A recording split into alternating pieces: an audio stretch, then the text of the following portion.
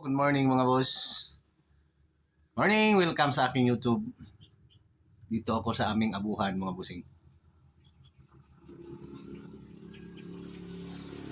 Hindi ako mag-upload sa aking Facebook. Kaya dito na naman ako mag-upload ngayon. Iwan ko, baka mamayang hapon maka-okay na. Ito mga bossing, aming lutuan. So parang ano no, yung iba sa Facebook mga bossing, lagi tayo makakakita ng mga picture na nagpo-post sila mga boss na lutuan namin noon. Sino nakaranas nito? Wag ganon sila mga bossing. So hindi nila alam sa akin noon, before, now, and forever.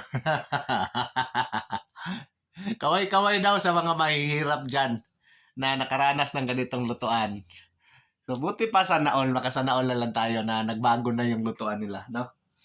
So ako, ito yung lutuan ng bata pa ako. Hanggang ngayon, na 42 na ako. Forever na kasi nung ginagawa kong bahay, ganun din ang lutuan. Ganun talaga mga boss pag taga-bundok ka. So, buti pa sila mga bossing no, nag-improve yung buhay nila. Dito sa aking YouTube mga bossing, nagtaka ako, bakit nawawala yung ads ko dito? Oy, paki-ayos naman. Kasi nawawala at saka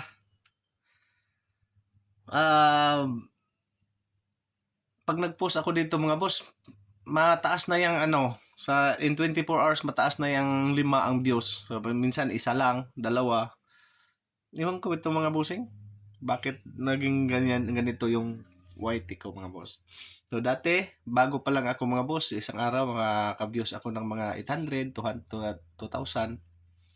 Ganon mga bossing. Imbis bago pa, yung fresh pa yung account ko. Simula nung nag-upload ako mga bossing na bawal pala dito na may na-disgrasya dyan sa labas.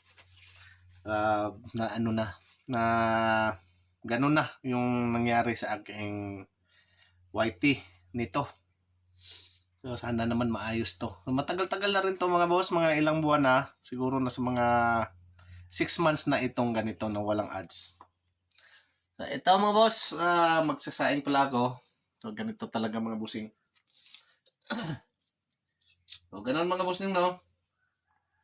Hindi pa rin natin to makonsentrita ng upload kasi grabe mag-edit mga boss. At saka sa totoo lang mga boss, pag nag-edit ka, pag pinapaganda mo yung video mo, tapos naglaan ka pa ng naglaan ka pa ng pera, nag-imbi para i-upload man lang, tapos pagdating pag-upload mo 5 lang ang views, parang maano ka naman, parang manghihina ka, di ba?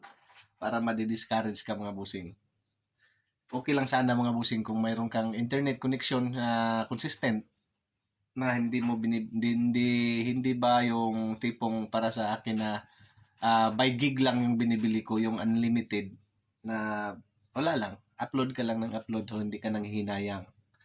So sa party ko kasi sayang kasi tipid-tipid yung Mbps ko. Ayan. So since na di ako makakuan pa sa Facebook, dito muna sa YouTube ako. So sana mga boss, kung napanood nyo to, i-follow nyo rin ako. Sana. Baka gumaling to pag marami nang mag-follow sa akin. Almost 1 year na ang nangyari nito. Pero sige lang. Sige lang, ganoon talaga ang buhay.